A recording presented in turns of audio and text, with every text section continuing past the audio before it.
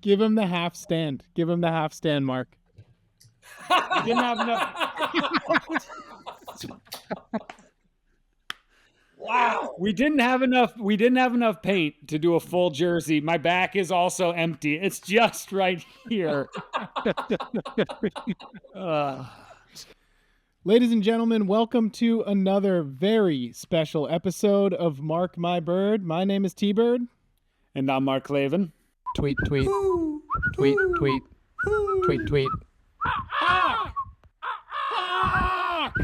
Eagle! Clavin, I'm going to start off real quick. I'm just going to go ahead and address the elephant in the room. Why is Cleveland not the capital of Ohio? I don't know. I know Columbus is the capital, but I'm just I don't fucking know. with you, you idiot. You have a Celtics jersey painted on your body. Give us some backstory. We made a bet during the NBA Finals. I said the Celtics were not going to win. You said they were going to. They ended up winning. The bet was I had to wear a jersey on the podcast. I did not want to spend $80 for a jersey. So I dumbly said, sure, I'll paint a jersey on my body, not knowing that we were going to do it in the winter. It is now like 25 degrees in Ohio. I do not have good insulated windows. I'm currently freezing. And I hate the Celtics. So yeah, this is not that fun. Well, is this the first time you've ever made a stupid bet? Didn't you lose a really dumb one like years ago? I've lost almost every bet I've ever made. I actually am currently, I just bought Powerball tickets. I buy them every week. I am not a millionaire, so not that good at gambling. I lost $1,000 to Ryan Runke on a Browns Chiefs bet. Cleveland normally lets me down in the playoffs. It started out as $50, and the entire bar that we were at the time got me all riled up, and then I betted $1,000, and then it was the first game of the season. So right when the NFL season started, I was out of G. Well, speaking of the Cleveland Browns and the city of Cleveland as a whole, we've been starting these episodes off with Cleveland updates. You guys just got a bunch of snow, yeah? Yeah. And every single crew that called to say if they wanted to come here, I told them, do not come here. So yeah, I'm keeping it all to myself. I'm hitting all the street spots. Cleveland is mine. What is Cleveland like around the holidays? Is it merry and festive, or is it pretty dark and dire per usual? It's very nice. Last year at the Christmas tree lighting downtown, only one person was shot during the ceremony. So we got a lot going for us. That's good, man. That's good. Speaking of getting shots, our next guest knows quite a bit about that. Don't interrupt my segue, Mark. That was gold. That was good. Our next guest might just be the most important man in snowboarding. And I say that because after his illustrious career as a professional snowboarder, in which he produced nearly a dozen video parts, won X Games Real Snow gold medal, he ushered in a completely new form of snowboard media. This gentleman was featured in snowboard films like Videograss's Shoot the Moon, Snowboarder Magazine's Resolution, Transworld Snowboarding's Get Real, Solomon Snowboard's Team Vacation, as well as a myriad of SFK edits and his very own self-titled full part, aptly named Pull Fart. After he chose to hang up the boots, he embarked on one of the most ambitious endeavors by venturing into the podcast space, creating snowboarding's biggest media outlet in the bomb hole. Ladies and gentlemen, one of my favorite people, the best wedding speech giver I've ever seen, snowboarder, podcaster, and Boston sports loyalist, Mr. Chris Grenier. Wow. There he is. How was that? Wow. I feel like you just pumped my tires. I'm feeling good. I'm feeling great. Thank you. You chat GPT that, or is that just off the dome? No, that was just chat TBIRD. I love If you do chat GPT anything from this podcast, though, he says every single guest is his favorite person in the world. So Shut up. don't really feel that one's that special. Well, I feel good. I feel like I'm feeling ego's barely fitting in this room right now. After that, I'm feeling great. What are your thoughts on Cleveland's top today? Well, Clayton looks fantastic. I'd like to see a full reveal here. Yeah. Oh my God, dude. Wow. Wait, You got stuck in are the you gut a number? little bit. Nice. That's good. Are you? Is there? Did Jacka put a period after the 7, or is that your belly button? That was my belly button. We ran out of paint because we are dealing with, we're a couple months past Halloween, and this green is actually eyeshadow. She found this little thing of eyeshadow to do all the highlights. I gotta say, dude, she's a wizard. That it like the font actually looks incredible. Yeah, that's spot on. It's nice work. The Nike logo, when she put that on, I was like, okay, you're taking this a little too seriously, but that's what happens. Cleveland. I mean, I live in Cleveland. I'm a really big Brian Scalabrine fan, so I just wanted to keep it as legit as I could. Is that a Scal jersey? Because he's got a couple rings. He's got one ring, right? Scal's got a ring. Oh yeah, he's got a ring. Incredible. So does the city of Cleveland. Okay, nobody cares. Grenier, how interesting is it for you to be in this seat and to be a guest on a podcast after hosting 200 plus episodes yourself? I'm looking at this platform you guys are using. This is some new technology. I'm loving it. I'm like an OG Zoom guy. So this is some new technology, and I like it. It's the hot seat. So appreciate it. I want to chat first and foremost about what me and Claven are doing wrong. Wait, I'm getting tan right now. Do you see this? Look at this. Oh yeah, baby. The sun's out in Cleveland. Yes. I think you guys are doing everything right. You guys are killing it. Like, I mean, the one thing that really I think does help is like being in person. Definitely, there's something where that's Zoom can be a little trickier, but for sure. Man, I was listening to Sexton's last night. Fucking had me laughing, talking about his brother and how much more money he's making than him. And I mean, at the end of the day, like podcasts, are you guys having fun? Dude, so much fun. That's the thing is I tell Mark this all the time. Like, I've spent 15 years sitting down and interviewing riders and having it transcribed and then putting it on a website or into a print magazine. And that's, I still love that. It's great. But this is just like a new fun form of just conversation, I guess you could say. And that's the most exciting part about it to me. Dude, that's it. It's like that it's fun. That's the only thing that matters. And like the only thing I say, just been like, if we just do good shows, everything will work out. And that's kind of what's happened. Yep. And that's really not much more advice than that. But I mean, you guys are doing it. And the good thing is like, there's some crazy statistic where 90% of podcasts don't make it past 5 episodes or something. And it's like, and you just keep rolling and that's it. And I think what happens is a lot of people, they do a few and then they're like, oh, this is a lot of work or whatever. And they stop and that's it. Just keep cranking them out. That's what we did. Well, I want to talk about how, I want to talk about your pro snowboard career, of course, but once that you were kind of making that transition into non-pro snowboarder lifestyle, like where did the idea for the bomb hole come about? Like what was the evolution of your process in coming up with this new medium? Well, I mean, yeah, we lucked out because there was a couple podcasts, but there just wasn't a podcast at the time. But I mean, wait, wasn't there a few though going like Effin' Rad, or were you before Effin' Rad and Effin' Rad, like the Snowboard Project and the other Airtime? Those guys were those. I don't know where I came in with Airtime. I can't remember. I think Joni was maybe before us. I can't remember the timeline on that. Excuse me. Oh my God, I'm dying. But I do remember those like weren't maybe my cup of tea in terms of like a show, So that's the good thing, like music with podcasts, there's genres, so everybody, there's different strokes for different folks.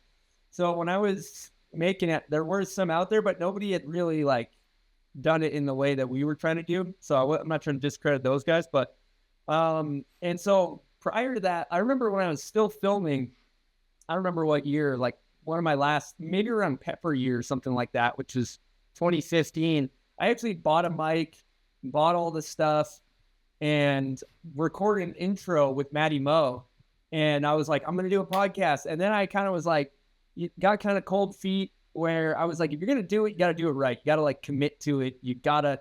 So I kind of waited till I was a little more on the back nine, and as I started to kind of slow down, and I hit my head a bunch, so I started getting a little bit more scared on my snowboard, and when you start, you just can't ride like, you can't expect to be a top pro when if you can't hit your head, if you can't crash, so. Right. It was just good timing. And then during COVID, that's when we started. And I obviously started with Buds. And I remember, going on trips with Buds. He was so funny that I was like, we had, you guys both know he's a freaking gem, so. Character for sure. He's just an incredible character. So we, at that point, I just kind of like set up a GoPro in my garage, set up a little camera on a tripod, like borrowed a camera from Beresford, and then cut it all together. And then I kind of was like, oh, this actually looks kind of legit. Like I was just kind of testing the waters. I bought the equipment, and it was COVID. So it was really interesting time because my lady had left me at the time, or we had broken up, and I was living alone, and she had also taken the dog. And then there was all the quarantining happening. And I remember like I couldn't hang out with one group of friends because they're like, Chris, you're like breaking quarantine because you hang out with this other group of friends. And I was just like, fuck, I like need my friends. I need my community. And I almost felt like it. And so for me with my journey with, like I had gotten sober years prior, and I had, I kind of liked, it was comforting for me when I would hear that somebody I looked up to talked about struggles or something. So I kind of took that approach, or like, let's have some snowboarding. Let's be some dipshits. Let's talk about real stuff. And let's provide that kind of venue for our podcast. And then, yeah, it was just really, we got really lucky when we put our first one out because it was like COVID, very captive audience. Everybody was like looking for something. And it was like a community, like, it was like kind of, my whole thing was like COVID was happening. And I remember being like, like, let's just take a break from all that. And let's just talk about snowboarding, and let's not freak out for a second. And so that was. And when to you, like, what was the turning point for you where you're like, holy shit, this is something? Was it episode 5? Was it episode 50? Well, we recorded 4 before we put one out. And I remember, I think the first one we did was Nils maybe, and then maybe Zach. And then we did that Justin Benny one, which I think we recorded 3rd. And I remember just sitting there listening to Benny tell his story. And I'm like, damn, I think this is like really good. Like, this is a really captivating story about his addiction and his career. And I remember being like, I think that was a good podcast. You don't know when you're doing it. And then when we put it out, like I've had the experience of putting out video parts on the internet and like what that response looks like.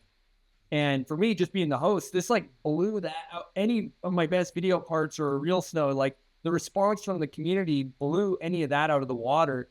So kind of immediately I was like, oh, I think we got something here. And it was kind of bizarre, man. After we recorded those 4, we've just like put our heads down and done a podcast, just fucking been doing them. And so it's been fun. Yeah. I mean, you guys went from your garage, then you went into a huge studio, and now you're back in your garage, correct? Oh, yeah. Yeah, I'm in my house right now. But yeah, the garage. Yeah, exactly. They kept jacking up rent. We were renting this huge office space, and we go in there, and everybody would go there when we do podcasts, but people work from home, like Jules and everybody, like they half the time they're from home. So we had this huge office. It's empty all the time. We're paying boatloads of rent. And I'm thinking to myself, what do you need to do a podcast? You don't need that much, So we set up, we walled off the garage door, insulated it, put HVAC in there so it's got heating and cooling. We actually like wrapped the whole studio on this sound dampening. I don't know the name of it, but it's got really good sound in it now. And we kind of like slowly, we're still janky, but we've been upgrading, tripods here and maybe a camera there, and slowly over time been trying to make our studio semi legit. So it's really nice because it's my old house, which I was just going to make like a rental. And then now like Danny, our shipping guy, lives in the basement, and we ship out of the upstairs bedrooms. And that's kind of like our merch shipping zone. And then the garage is like our office studio zone. And it's freaking cool. It's just perfect. So, well, it's nice too that, you can be a little bit closer to the office because you did just have your first son. Congratulations, dude. That's incredible. Chip. I can go get him if you guys want. Is he Yeah, up? let's get him on here. All right, hang on one sec. Clavin, we're about to have our first infant on the podcast. And I'm shirtless. Very appropriate. Maybe we can do some skin to skin contact and I can bond with Chris's kid. Screen to skin. Yeah. That's a little now. There he is, dude. What's up? Wow, this is our first two guest podcast. Oh my gosh. Hey, Chips, how you doing, buddy? Hey, Oh, wow.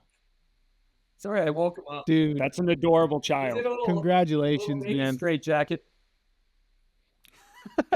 Dude, that is incredible. What are we talking for naps? 2 a day? Dude, he's freaking 6 weeks old. He's like a nap and then a bottle and then take a dump and then repeat the process like every 2 hours or something. I feel like. Have you been crapped on yet? No, I did change a diaper and he started urinating and then I baked it off my hand and it went on his face yesterday. So that was a first. He tried to get you and you got him. Wow. Chip, we have some questions for you. How many cheddar biscuits have you brought in this year? He's not really earning his keep quite yet. He's Dude, that's amazing. What was for you, what was the biggest like, oh my God, I'm a dad moment? Oh man, I mean for my wife, it's like the whole time she's pregnant, she's like kind of a mom already, and it didn't get real until that baby came out. And I was like, you've been carrying this guy around in your belly? Holy crap, that is insane. Yeah. So Yeah, it's crazy. yeah, when he came out and he was healthy, it was just like the coolest feeling in the world because he was 5 weeks premature, so we were really scared he was gonna have complications. And he did spend 17 days in the NICU, but he Could you imagine trying to film a video part like as a father right now, like with your mentality now, like knowing, even saying before, like I can't hit my head that much because like as a pro, I don't want to hit anymore. Now with having a kid, are you like, man, I am so glad I got into podcasting? Totally. Yeah. I mean, there was times when you're like really putting a lot of pressure on yourself to film where you're like driving to some like beast king trail that you claimed like front board on. And it's like icy and there's just like, you're like scraping, you're setting the thing up and it's so like dangerous. And you're kind of like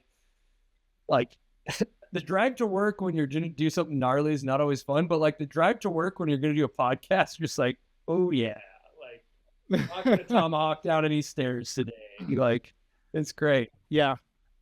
So I'm going to go run Chip back to his mom. Is it nice to be recording a podcast from your bed? It looks like This is the guest bedroom / office / where I sleep when the baby's having a meltdown. Yeah, it's great. Yeah, it's freaking great. Sorry, the audio is probably horrendous, but it's fantastic. It's all good. That's the beauty of this podcast. They're like short and sweet, 1 hour. We don't have audio standards. We can barely get our own mics to work. we don't really have standards at all, which comes to our next question. How do we get paid? Like, is there just a podcast fund that like they just start sending you because you're doing podcasts, or how do we get paid for this? We're gonna get into a little monetization. We're gonna get into a little monetization wormhole. Yeah. Well, there's a lot of revenues. Like Spotify will pay you they'll like drop ads in automatically if you get that going. There's just companies that reach out that for us want to advertising. Advertising's a good route. And then on YouTube, we don't really do it on most of our videos because there's a lot of ads, but you turn on your monetization, you get paid for views. I'm not a back end guy. Like my thing is it's like, I'm just like, just make a good show and everything will work out. I don't know about the X's and O's. I keep it simple.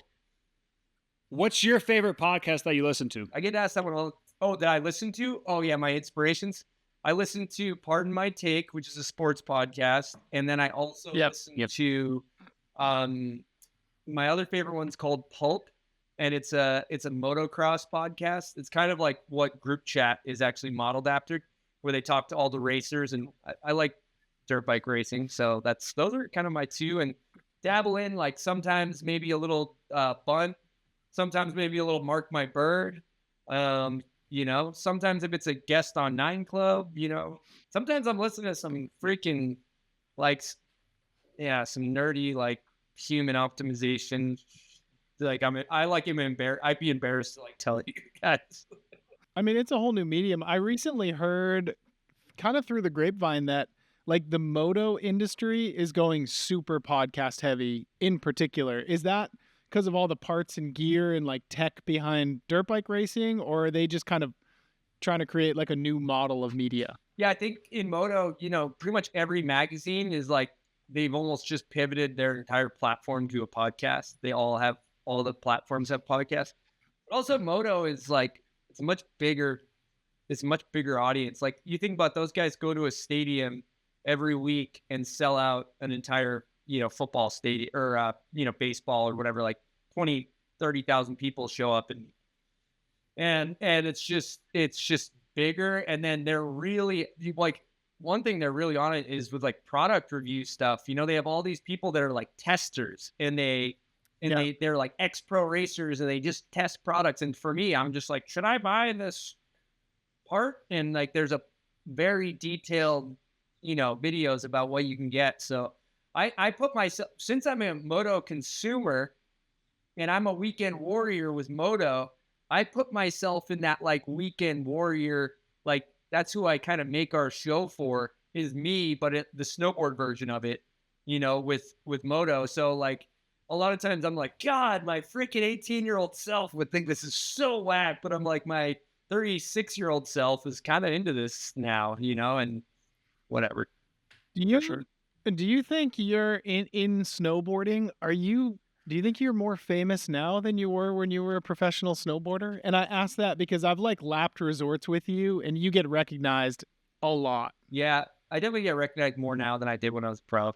I think just like if you were to look at like just probably the amount of like time my face has been seen on the internet with like the show and like the cut downs on Instagram and stuff, but on YouTube. But yeah, definitely actually like probably like not double, like 5x more or something. It feels definitely different than because like the video part pro is like pretty niche, Yep. What? Would it be an apt comparison to say that you and Scott Stevens are the Matt Damon and Ben Affleck of professional snowboarding? Who's Damon? Who's Affleck? That's the question. That's for you to answer.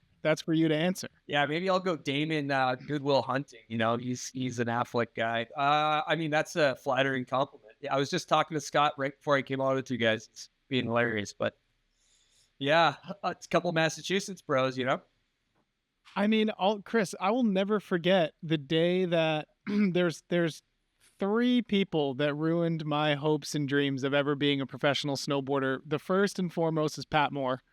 When I saw him at Waterville Valley at 15, I was like, okay, it's fucking strike one.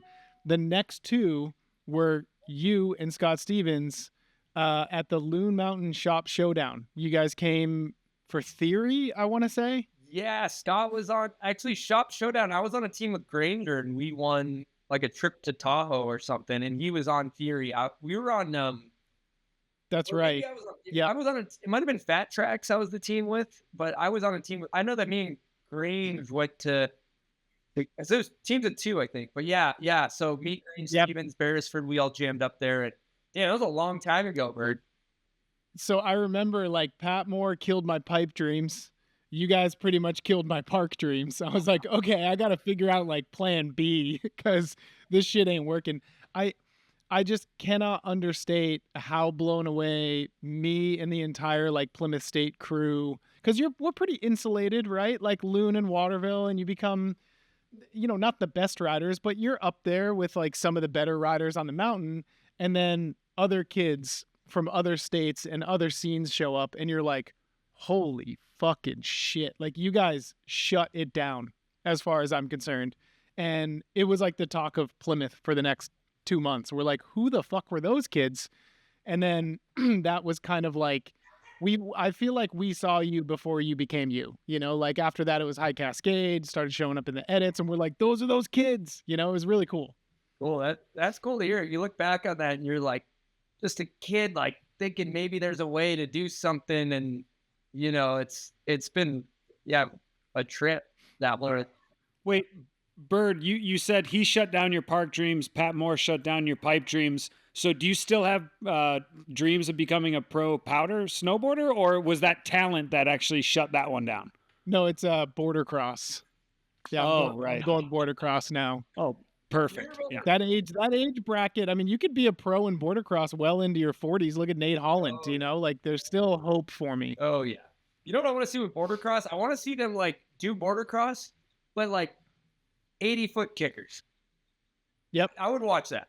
I would like with kick, with kick with a little bit of with woo on X him. Games slope style run minus the rails, couple berms, and then like the three. Okay. Here's the game, right? Say it were that. Say we're a perfect blend of border cross and X Games slope style. So say there's in the middle of the course at any given point, there's 2 rails, 2 jumps. Who would be good at that? That's a pro snowboarder now. Like who's good at riding that fast and hitting features like that? That's a really good question. I mean, if we're gonna do some bench racing here, you got to think that the pipe guys have the best edge control, right? So, you take somebody like Ben Ferguson, who's like a bank slalom weapon, can hit park jumps, can rail a turn. He's probably a threat. Who's done well? That's like a freestyle guy at Baker Banks. That's probably a good question of like, like people that Dude, what's that? throwing it out there, Nils might be a problem on a course like that. Absolutely. Nils would definitely be a horse to bet on for sure. Yeah, I mean, hard to say. What about Raibu? Raibu is a bit of a nightmare on a, good edge control, can hit big jumps. 100%.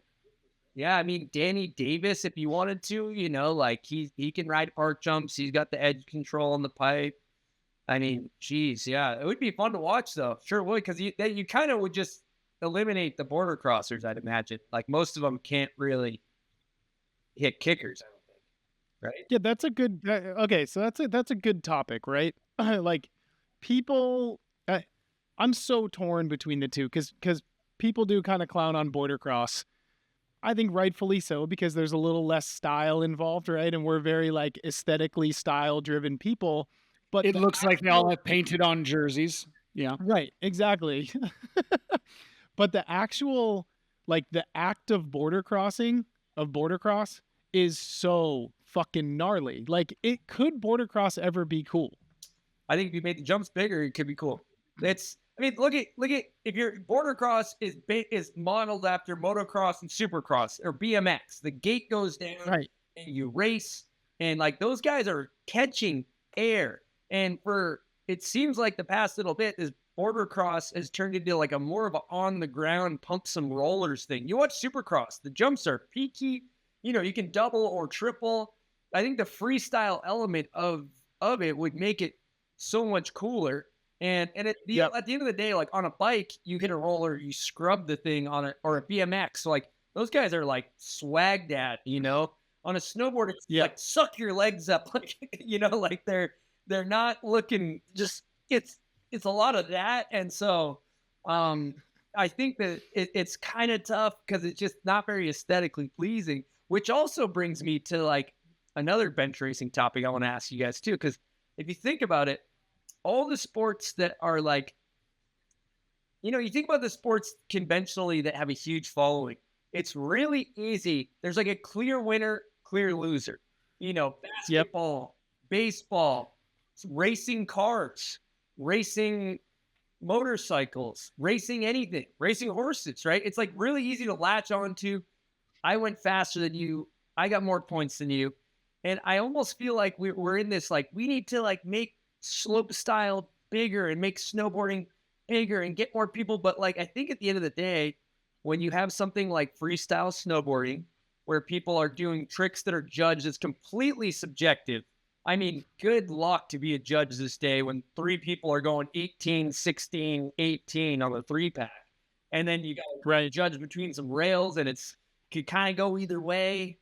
And I just feel like in some ways, like maybe, and you look at skateboarding, it's like competitive street skateboarding is not that big either. It's not like Street League was $100K to win. Now it's like 25, and I don't think it has a huge following. It's not like they're filling out stadiums. So part of me is like, I don't know that a sport that is so open for interpretation will ever be like a blockbuster sport.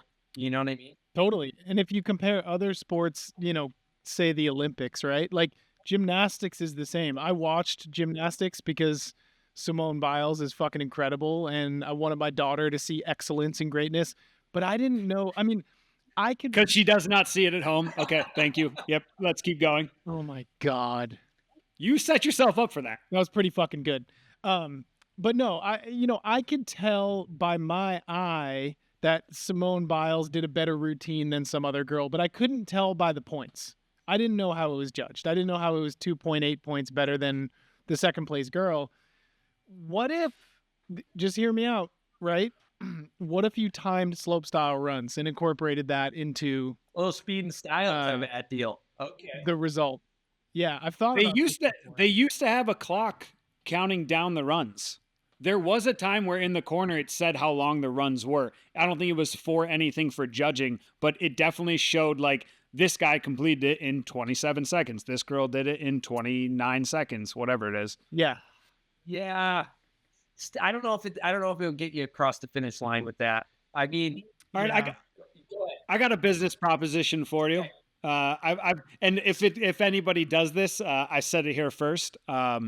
We have a timed tow rope contest where you hop on a tow rope and it's just someone standing there with a little timer, and you have 5 things you have to do on the 2 rails that are right next to the tow rope. So you have to do a front board, board slide, maybe 270 on, 270 off, whatever it is, right? And it doesn't matter about style. The moment those 4 tricks are completed and they landed, you hit the timer, and whoever landed those 4 or 5, they're the winner. So you have all day to do it. It doesn't matter how many times you want to try it. You just have people lapping all day. As long as you have someone there marking times, that could be a solid contest. it's not a bad idea. Not a bad idea, Clayton.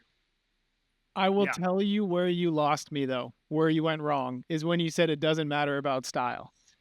You need judges to either give you like the gladiator, like that's good, or no, do it again. You need someone there to police it. You need Louis Right, but- Paradis standing at the bottom with the stopwatch being like, no, that wasn't it.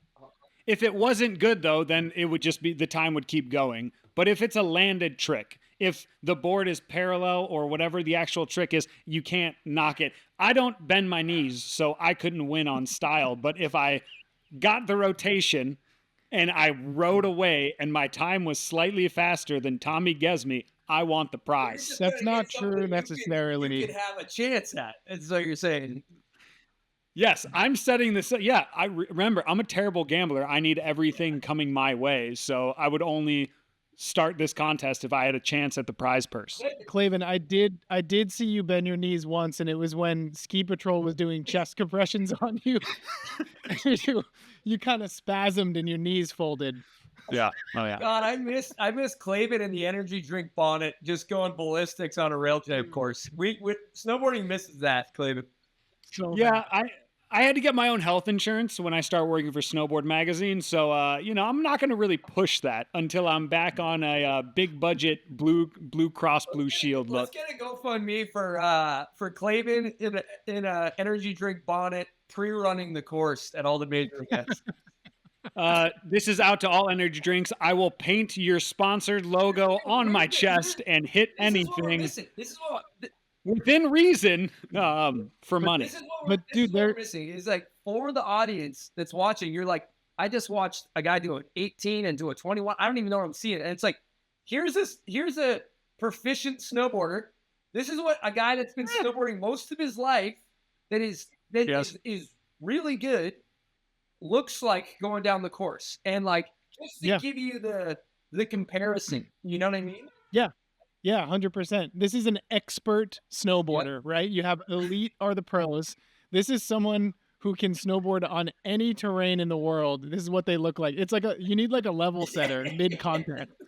The last time I hit a 20-foot jump, I came up about 15 feet short and rolled to the knuckle. So I'm All right, out. here's the meat. This is it. Like this is your guys' media off the podcast. This is great content that we're talking about. We get this going. You talk to an event. You kind of make a vlog about the whole thing. You're getting the mic'd up with Clavin before the drop in. I'm so fucking scared right now, like, and then you follow Cam. That's that right there, dude. I'm tuning in. I'm subscribing to the series right there. Yeah, as long as they can film in hospitals, because most of the footage would come from me at a hospital. I don't know the laws with HIPAA and everything, but We got an ambulance open door at the bottom. We're ready for Clayton. yeah, GoPros in all ICUs in the 6-mile radius, please. Okay, everybody type 911 into your phone. Don't call yet, but just hold it up and prove that that's who you're about to call. The first caller wins. Yeah. Yeah, I don't know. But the one thing I like talking about contests because you're kind of like, it isn't slopestyle. Women's slopestyle is really fun to watch right now. Men's is getting a little bit crazy.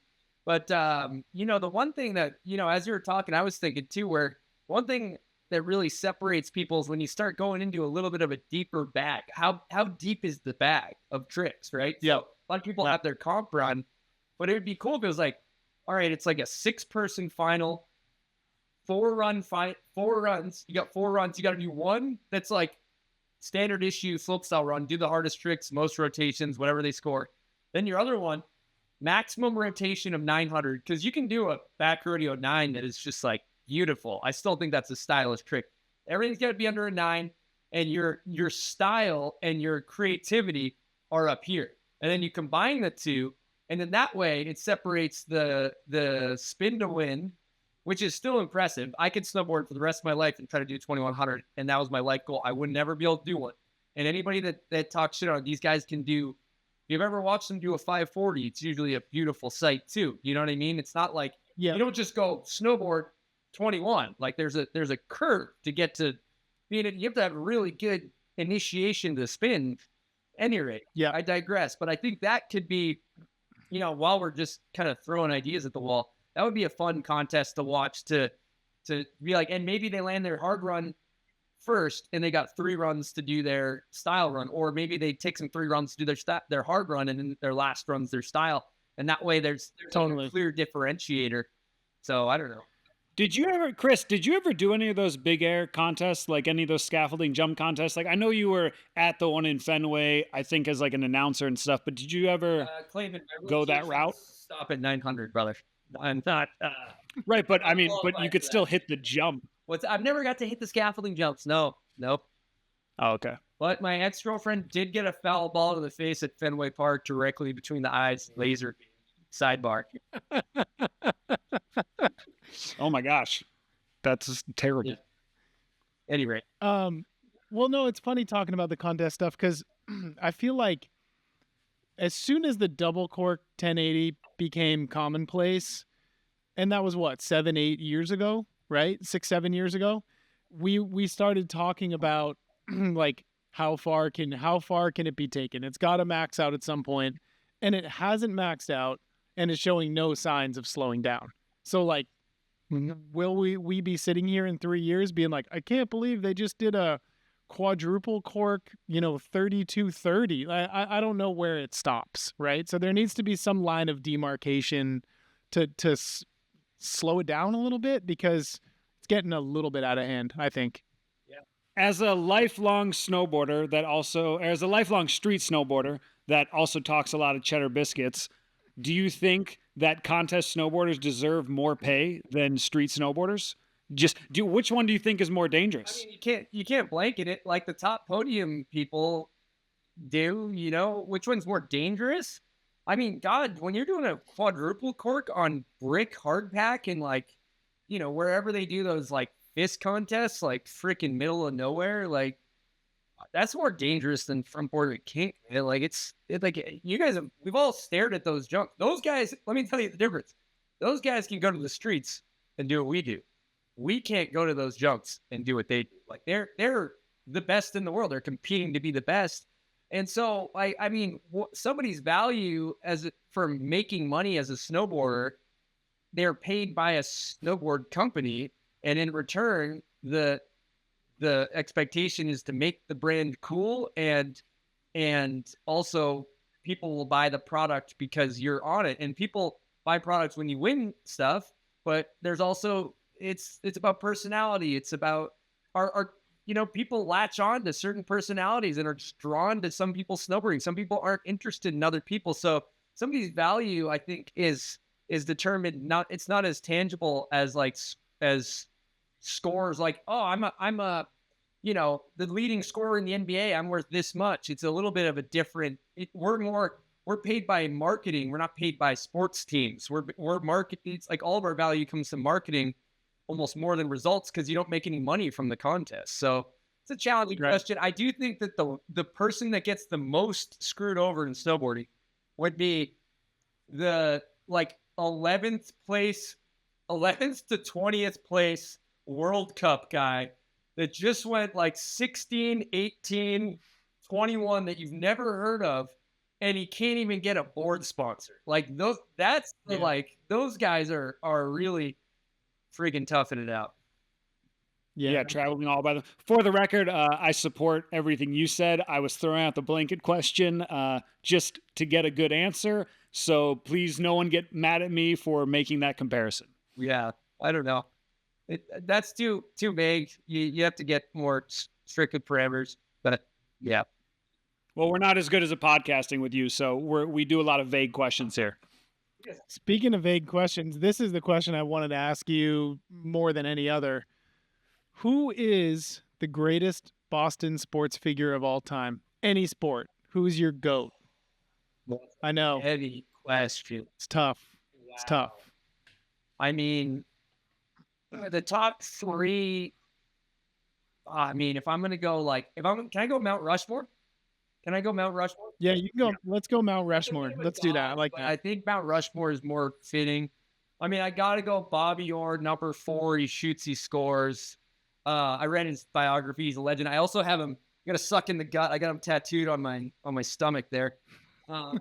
So Bobby Orr, I think, is he just being the Bruins defenseman?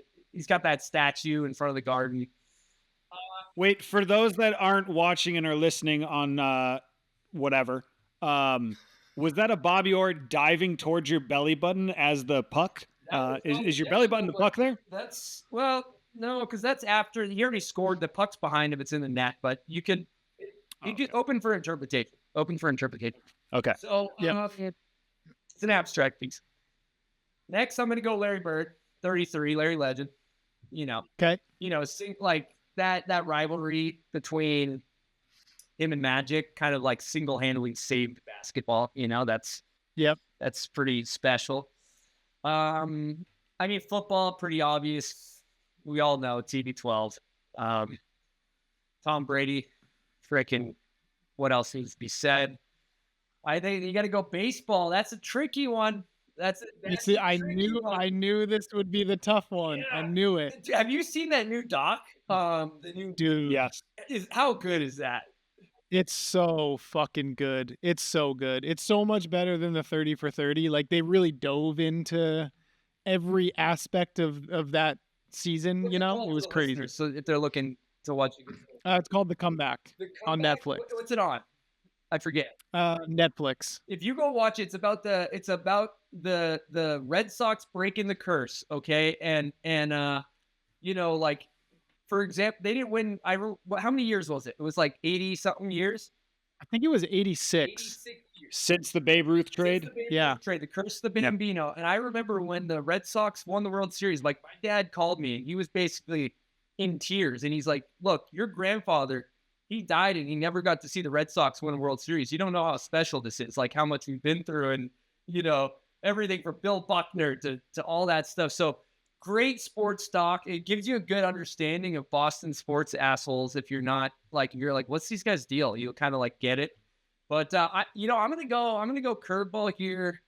I'm gonna go with David Ortiz because I know it's new gen and old heads would probably be mad at me, but he was drafted really low. He wasn't really expected to do anything. He's kind of a Cinderella story, and he's the reason why we broke the curse of the Bambino, one of them. So I feel like I would not question any of your top 4. Yeah, Bobby Orr could be. Cam Neely's up there with hockey, Ray Bork, but I would go Big Papi, and I'll tell you why. The minute that he grabbed the microphone after the Boston Marathon bombing and said, "This is our fucking city," that cemented it. I was like, he's the GOAT. He's the GOAT of Red Sox. There's no one else. That's incredible. It was that. Great take. Yeah. Great take. Pedro Martinez was the protector for that whole team. So also, I mean, he needs to be tossed in there.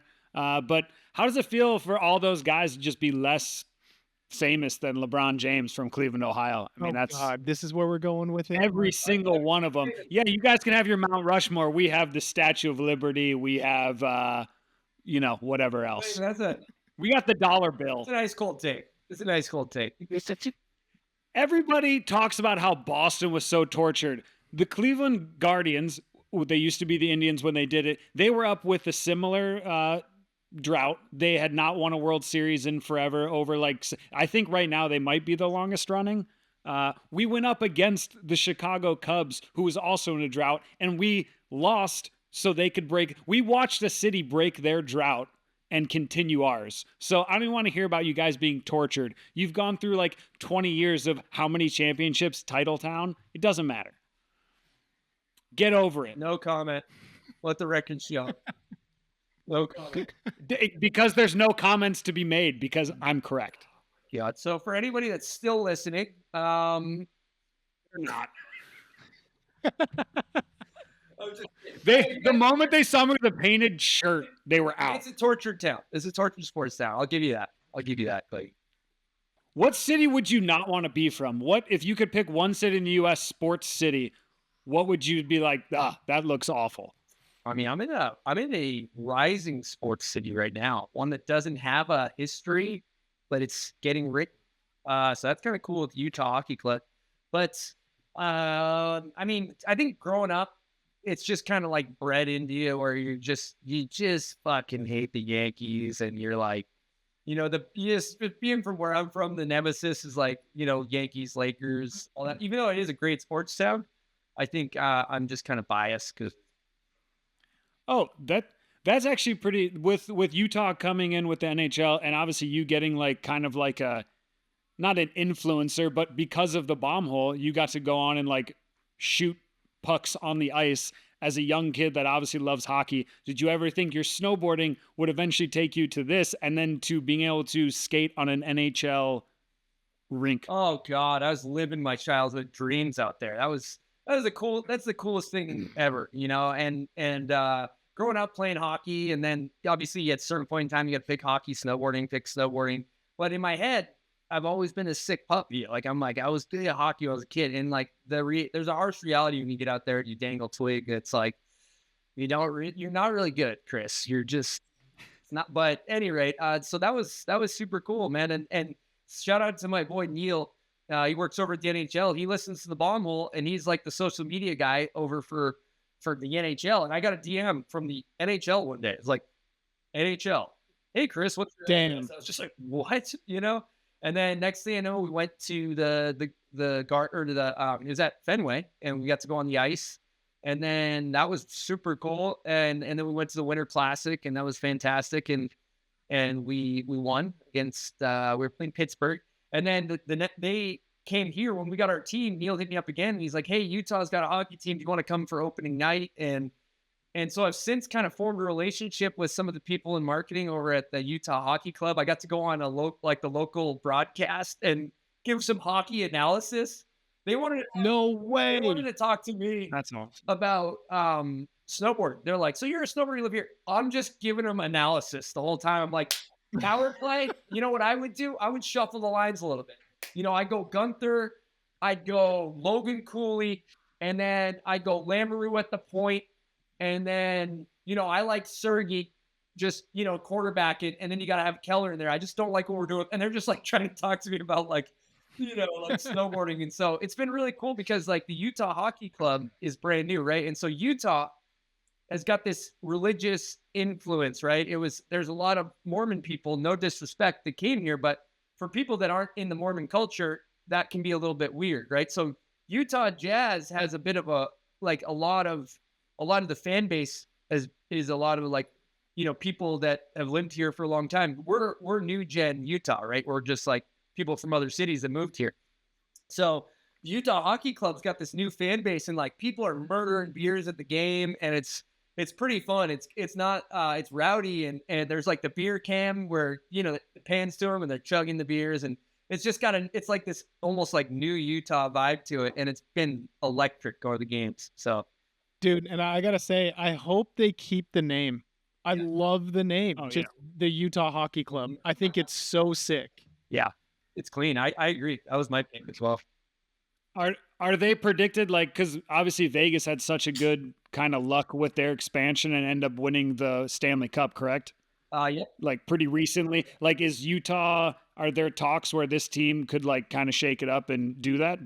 Are they good? They're good. They're like right around 500 right now, and so they're a small team. They're a young team. They have a lot of really skilled players. We're lacking size. There's a chance we'll make the playoffs. Most likely not. But I think in years two, I'm giving you hockey analysis here. Here we are again. Here we In go. like 2-3 years, I think this team's going to be just full of studs, and they're coming from a franchise that was playing in a college stadium that only seated 5,000, where the owners didn't give a shit about them. So now they got all kinds of excitement. And so if anybody is listening and they're like, I'm looking for something to do in Utah while I'm here, it's like the hockey game during winters. It's really fun. So that's Do they play at the Maverick Center Delta. or where the Jazz play? Delta Center. Yep. Have you ever snowboarded with any professional players of other sports like NHL or anything like that? Have you ever taken anybody out from the NFL or anything? Contracts like aren't allowed to go snowboarding, but Yeah. I never have. I can't say that off the top of my head that I really snowboard with any pro athletes. The biggest hot shot I ever went snowboarding with was Steve Aoki. He's like a techno DJ. Dude, Megatron's a big snowboarder. Really? Yeah. Detroit Lions. Yeah. I don't know. What else you got? We're almost done. Lewis Hamilton, big time snowboarder, huge shredhead. Oh yeah. Absolutely. Yeah. Do you, with all these new leagues coming out, are you getting tapped to potentially be can we leak any new information? Are you going to potentially be an announcer for X Games League, Shaun White's Snow League, or isn't there another one that I'm forgetting? Yeah, I've been definitely like talking to all those guys. There's everything. A lot of things are up in the air with scheduling right now, like what events or when. But yeah, I got a contact from the Snow League thing, which would be cool because I'm Peacock. So, but there's nothing like set in stone. If I could call that, and it's half pipe. Half pipe's so much easier to call than slope because they're like not doing 21s in half pipe, So Snow League's half pipe only. So yeah, Snow League. I'm doing Red Bull heavy metal. I talked to Liam potentially about doing natural selection. We'll see. And then I don't know. There was talks of X Games a while ago, and then we're doing Locks Open on Red Bull TV from our studio as well. So pretty fun calling sports. T-Bird knows all about it. Yeah, you're a major voice. You are the major voice now in snowboarding. You're the Todd Richards of snowboarding. I will honestly say, I think Chris, you are the face and the voice of modern day snowboarding. Straight up, I think Clavin said it correctly.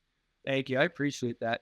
That means a lot. And when it comes to announcing, it's just really fun. And for me, I just get excited, and I just let the fucking excitement pour over, and I just try to be me. And so if I used to be like, I hope they hire me and I hope I do a good job and I hope that people like me. And I'm like, now I'm just like, I'm going to do me, and I'm probably going to walk the line of being appropriate and be immature and maybe talk about like diarrhea or something. And then if they like that, cool. And if they don't, all good, but like just showing up and being authentic, I think has been the biggest strength for me in that realm that been super fun. And Bird, you've called contests. It's pretty fun. For sure. It's super fun. And if the people in the booth with you are your people and you get along with them, which I've always been lucky enough to have those people in the booth with me, from Jack Matrani to Salema to Stan, like to yourself even, it's really fun. I mean, you're literally getting paid to do what you'd be doing at home anyway. And that's sitting somewhere watching a dope ass snowboard contest on TV and just talking shit, Oh yeah, it's awesome. Or can we talk about Clavin? Do you remember when I was doing live to audience at Dew Tour? Are you familiar with that memory? Yes, it's a little blurry, it's a little hazy, but yeah, I think I remember.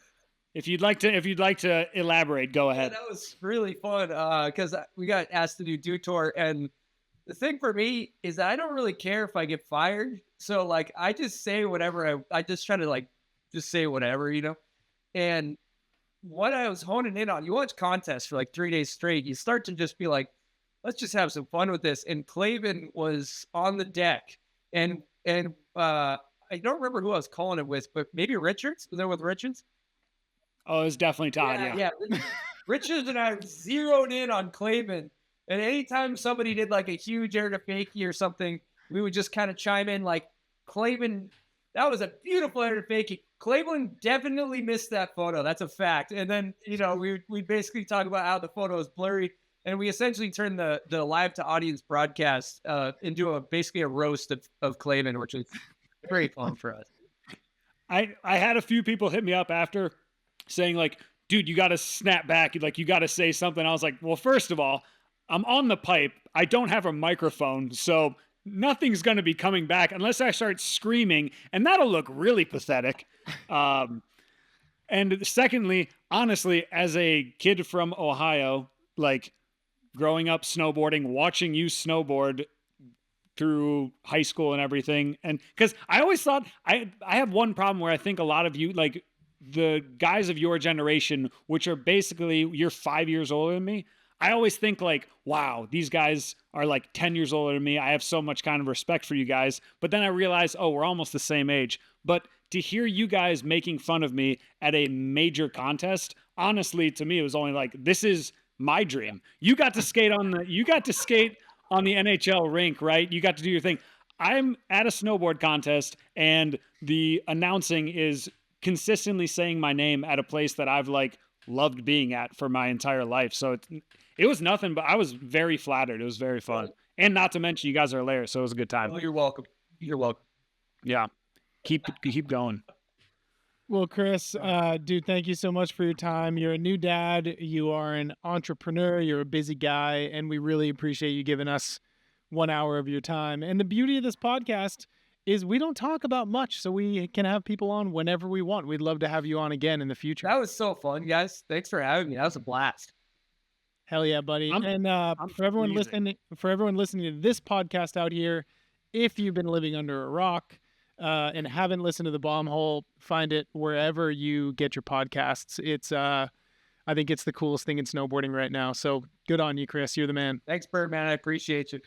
It's in our suggested podcasts underneath our own Spotify.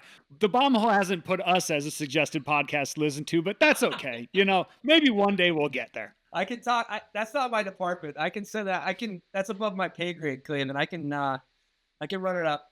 You know, see what the upper management says. We'll see what they say. Everything's above my pay grade because I don't get paid to do this. All right, Chris. Thank you so much, man. You're the best. We'll talk to you soon. Thanks, guys. All right. Later, brother. Later. Wow.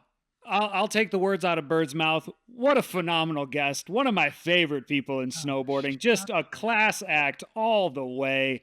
I hope you really enjoyed that episode with the one and only one of my close friends, a guy I just love. I eat dinner with him all the time when he comes to Portland, Chris Grenier.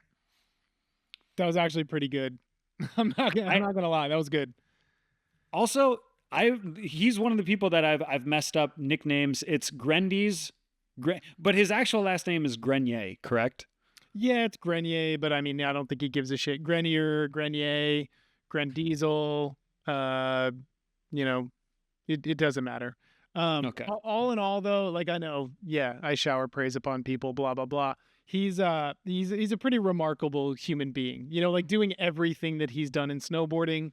Looking at where he is now, I feel like snowboarding as a whole is lucky to have someone like Chris who's still involved and still contributing, you know? Absolutely. I mean, everyone always wanted more personalities in snowboarding. Like that was a big critique of everything going on. And he kind of came in with a sledgehammer and like not only showed his own personality way more than he could have in his snowboarding, but showed, you know, so far 200 and something other snowboarders' personalities, and it's a huge thing for the culture. Well, it's funny too, because if you were a fan of Chris as a pro snowboarder, he was a bit of a lifey god, meaning like, after he landed his trick, you put the camera on him and he's going to do something funny. He's going to do something entertaining. He's going to make you laugh. To see him now in like doing the podcast and bringing what he has brought to snowboarding, all of it clicks. I'm like, this dude was kind of made to be on camera, and he's still on camera just after his snowboard career. So I'm stoked we could get him as a guest because he is one of the busiest people in snowboarding. And I thought that was an awesome conversation. And I, quite frankly, couldn't take my eyes off of your bare chest with a Celtics jersey painted on it. I missed that one. I didn't say he's one of the busiest people in snowboarding. That's another one you'd like to go to. Just pointing that out. Love it. Yeah, Yes. I'm What freezing. are we doing here?